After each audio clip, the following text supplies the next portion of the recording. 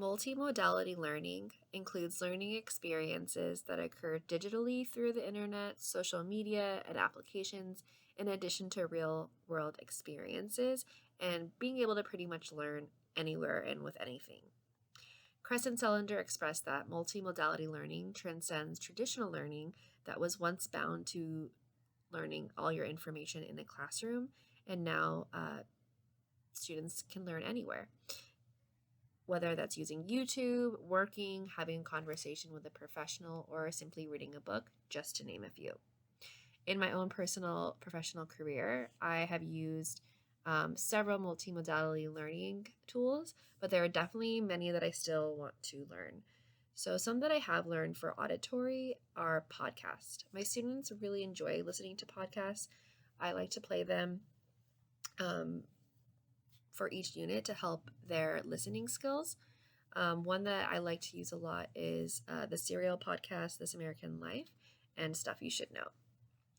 Another thing that I like to do for auditory learners, or just for, exposing auditory experiences for all of my students, are Socratic seminars, partner discussions, and whole group discussions. A Socratic seminar is essentially just a large circle in which students are the main drivers of the conversation.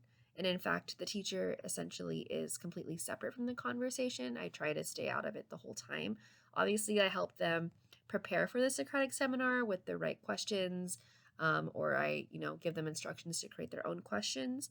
But when it comes to the actual day of the Socratic seminar, the conversation is completely driven by them. I also like to include visuals, so videos, pictures, graphs, etc., and sometimes even performances. When I have a chance and I have the materials, I also like students to create models and collages if we have the means. Lastly, what I really, really, really want to incorporate more is more kinesthetic opportunities for my students. I'm actually able to have my first real field trip this year where we are taking the juniors, which are the 11th graders, to the Central Library in downtown to work on their research project.